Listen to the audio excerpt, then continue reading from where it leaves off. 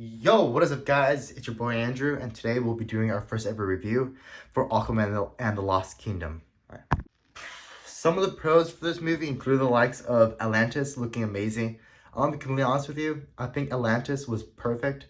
The set design, the water physics, the alien technology, everything about it, the ray cannons, the laser cannons, pretty much everything that was Atlantean looked pretty amazing, except for the ships of the main villain, whose name I forgot.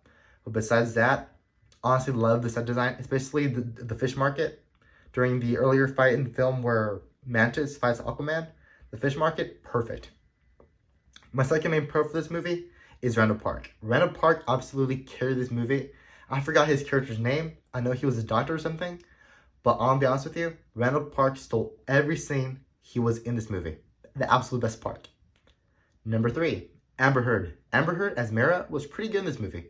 I know about the controversy surrounding Amber Heard, but her role in this movie was really good considering how she had her role reduced from like around being a major part or second hand in hand with Jason Momoa all the way to a short cameo, but she still did a pretty good job.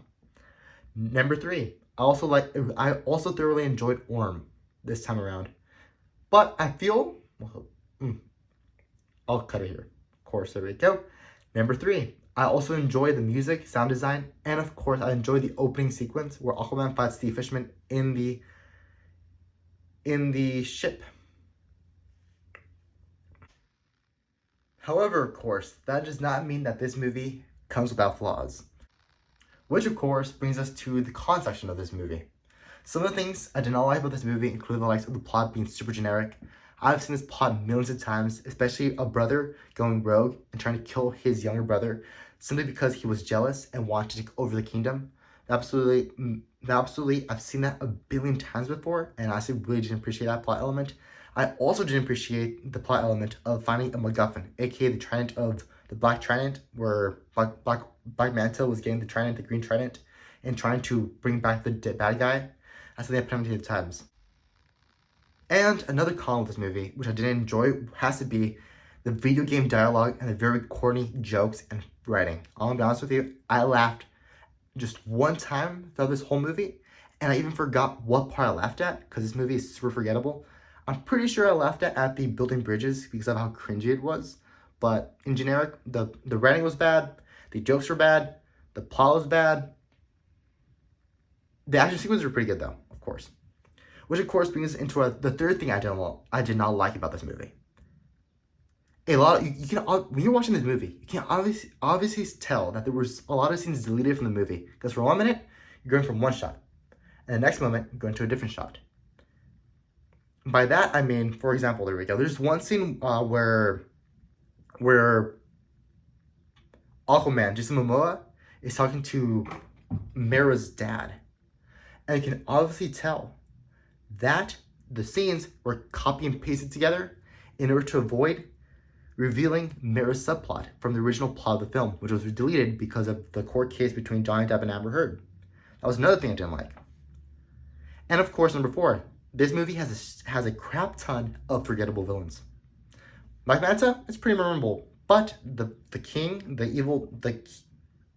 evil king who's green and wanted to kill Aquaman indirectly, but hell yeah, only had 2 minutes of screen time. He's very forgettable.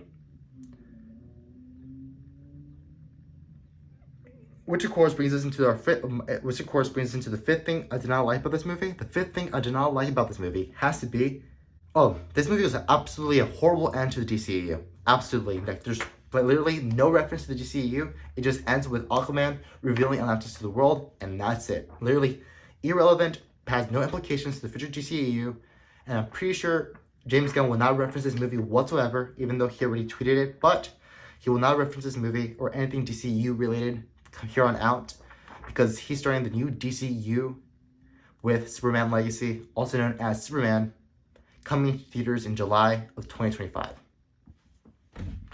Well, there you have it. Welcome to my first review. Please feel free to follow me on my socials at Andy Talks About Movies Way Too Much. And yeah, feel free to drop me a review and I'll cover it as soon as possible. Thank you very much and have a good day.